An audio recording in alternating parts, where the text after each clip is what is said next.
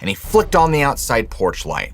And the second the light clicked on, he looked out the window just in time to see this massive, hulking shape disappear around the corner of the house.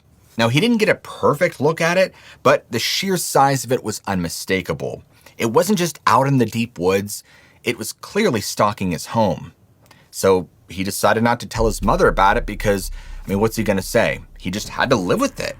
And so a few weeks later, he was outside in broad daylight helping his mother clear some brush near the edge of the woods. And his mom's like, "Liam, can you go grab the lawnmower?" And so he started walking down one of the dirt trails that ran right next to the tree line. And as he was walking, he started to hear something off to his side, but it was just inside the brush. There were these heavy bipedal footsteps. Something or someone was walking on two legs through the brush, matching his pace exactly. So he just stopped walking and the footsteps stopped. Then there was total quiet. So he swallowed, and he's like, well, maybe I'll take 3 more steps. Boom, boom, boom. And he does.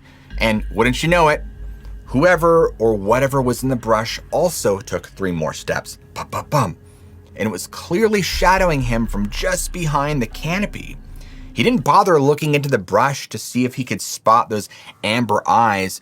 He just abandoned the trail, bolted back to the safety of the open yard, and he made a promise to himself right then and there that he would never go near that area of the woods again. Well, eventually, he decided he just couldn't live in terror without trying to figure out what was happening. He needed answers. So, not really sure what else to do or who to reach out to, he reached out to his great-grandmother, who knew a lot about the local history and folklore of the area. So when he met with her, he explained the things that had happened and what he saw.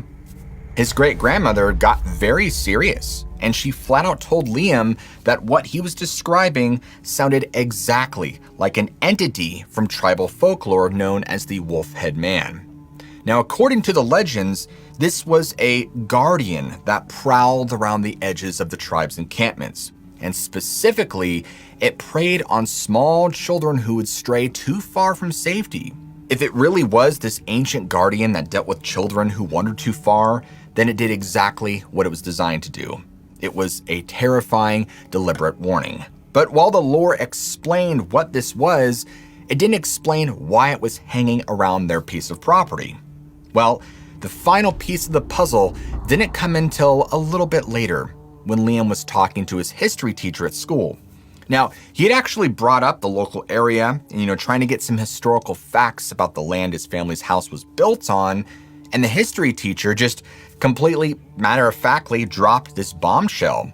And she explained to Liam that the very specific plot of land where their house sat wasn't random rural acreage. The property line had been built directly on top of an ancient tribal burial ground. It was evident that they were living on desecrated, sacred land, and the entire back pasture was a graveyard. That whatever this being that he kept encountering, it belonged there. It was the guardian. The family were the trespassers. And so once Liam felt like he understood this, every single weird detail about their environment made sense. So when Liam finally submitted his written account of these events on June 8th, 2015, he made one thing very clear. Over the years, he had tried to tell people what happened, and everybody had either called him stupid, crazy, or a liar. But he refused to accept that. And he knew that what he saw was an ancient territorial guardian patrolling the desecrated ground that his family, unfortunately, called home.